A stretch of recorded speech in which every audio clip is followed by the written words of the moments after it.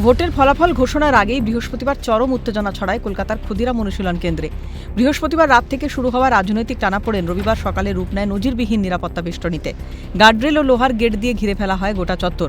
অপ্রয়োজনীয় কাউকেই ত্রিসীমানায় ঘেঁষতে দেওয়া হচ্ছে না, কেন্দ্রীয় বাহিনীর সূত্রে খবর।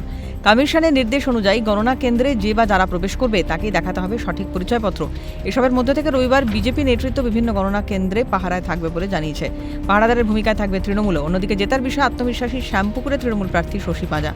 আমরা মনে করি সারা বছর তো কাজ এবং নিবিড় যোগাযোগ থাকে আমার বিধানসভা কেন্দ্রের মানুষের সঙ্গে, সুতরাং আমারও অনেক প্রত্যাশা থাকে যে আমি খুব ভালোভাবে জিতব। 2021-এর পুনরাবৃত্তি হবে না, আত্মবিশ্বাসী শ্রমিক ভট্টাচার্য। নির্বিঘ্নে পরিচালনা হবে, সমস্ত জায়গায় ফোর্স থাকবে, আমাদের কাউন্টিং এজেন্টরা যথাসময়ে তার ভিতরে থাকবেন। 2021-এর পুনরাবৃত্তি হবে না। মানুষ যেভাবে নির্ভয়ে ভোট দিয়েছেন এবং মানুষের মতকে, মানুষের জনাদেশকে যাতে লুট করা যায় তার জন্য মানুষেরই দেওয়া করের টাকা নিয়ে যারা সুপ্রিম কোর্টে গিয়েছিলেন, সুপ্রিম কোর্টের তাদের জবাব দিয়েছে, ভবিষ্যতেও মানুষ তাদের জবাব দেবেন।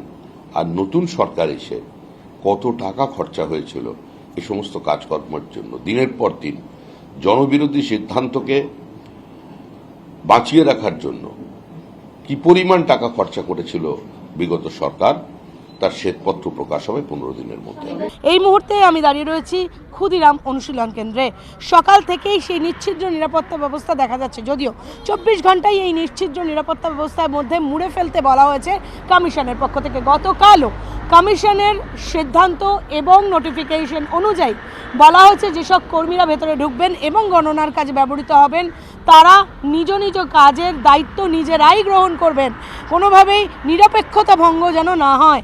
সে যদি কোনো জায়গায় দেখা যায় যে নিরপেক্ষতা ভঙ্গ করেছেন তারা, তাহলে তাদের বিরুদ্ধে আইনানুগ ব্যবস্থা নেওয়া হবে এবং এমনকি চাকরিও পর্যন্ত যেতে পারে কমিশন, এমনটাই জানিয়েছে।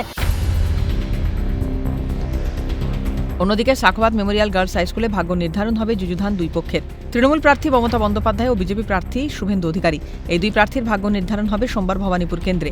এসবের মাঝে ফের উত্তপ্ত হয় Sakhawat memorial girls high school. Trinamool কর্মীদের অভিযোগ, বিনা তল্লাশিতে দুটি গাড়িকে ভেতরে প্রবেশ করতে দেয় পুলিশ কর্মীরা। এই দুটি গাড়ির মধ্যে একটি গাড়িতে বিজেপির ফ্ল্যাগ রাখা ছিল ও এক্স আর্মি লেখা ছিল বলে অভিযোগ। গাড়িকে কিভাবে ছাড়া হলো, কেন ছাড়া হলো, সন্দেহটা তো এখান থেকে না, ওই গাড়ি দুটো কেন ছাড়া হলো? তা গাড়ির ডেস্ক বোর্ডের উপরে আপনার বিজেপি আপনার উত্তরীয় ছিল, ফ্ল্যাগ ছিল, ব্যাগ ছিল, তারপরে আপনার এক্স আর্মি লেখা ছিল গাড়িতে, স্করপিও। কোথাও গিয়ে কি সন্দেহ হচ্ছে যে বিজেপি কর্মী সমর্থক বা কেউ? হতেই পারে 100%। 163 ধারা জারি রয়েছে, সমস্ত গাড়ি তো এখান থেকে পাস হচ্ছে না। যে গাড়ি কিভাবে গেল, কেন এনারা ছাড়লেন? কর্তব্যরত পুলিশ কর্মীদের কাছে গোটা বিষয়টি জানতে চাওয়া হলে কোনো সদুত্তর না মেলায় বিক্ষোভ দেখায় তৃণমূল কর্মীরা। এরপর পুলিশের তরফে সরিয়ে দেওয়া হয় বিক্ষোভকারীদের। যে কোনো ব্যক্তি যদি ভেতরে প্রবেশ করতে চায়, অর্থাৎ এই রাস্তা ব্যবহার করতে চায়, সেক্ষেত্রে তার কাছ থেকে তার ভ্যালিড রিজন জানার চেষ্টা করছেন পুলিশ কর্মীরা যে কেন এই মুহূর্তে তারা এই ভেতরে প্রবেশ করছেন। কিন্তু হঠাৎ করে দুটি গাড়ি ভেতরে প্রবেশ করলো, বিনা চেকিংয়ে কিভাবে প্রবেশ করলো, এই নিয়ে কিন্তু প্রশ্ন তুলছেন তৃণমূল কংগ্রেস কর্মী সমর্থকেরা। এই নিয়েই কিছুক্ষণ আগে আমরা দেখলাম যে উত্তপ্ত হয়ে ওঠে গোটা এলাকা, কিন্তু পরিস্থিতি এই মুহূর্তে পুলিশের তরফ থেকে স্বাভাবিক করা হয়েছে। তৃণমূল কংগ্রেসের কর্মী সমর্থকরা তারা নজর রাখছেন যে কারা ভেতরে প্রবেশ করছেন এবং কারা ভেতর থেকে বাইরে বেরোচ্ছেন। কিন্তু তাদের অভিযোগ যে বিজেপির ফ্ল্যাগ এবং শুধু তাই নয়, উত্তরীয় এবং এক্স আর্মি রাখা একটি গাড়ি এবং সঙ্গে আরও একটি গাড়ি, দুটি গাড়ি ভেতরে প্রবেশ করেন এবং বিনা চেকিংয়ে সেই গাড়ি দুটো ভেতরে প্রবেশ করলো এবং তার পরবর্তী সময়ে সেই গাড়ি দুটো বেরিয়ে এলো। কেন বা কী স্বার্থে বা কী উদ্দেশ্যে এই গাড়িগুলো ভেতরে প্রবেশ করলো, এই নিয়ে কিন্তু প্রশ্ন উঠছেই। ক্যামেরা দেবাঞ্জন মণ্ডল ও গোপাল সেনের সঙ্গে অভিরূপা হাজরা ও শুভজিৎদের রিপোর্ট, ক্যালকাটা নিউজ।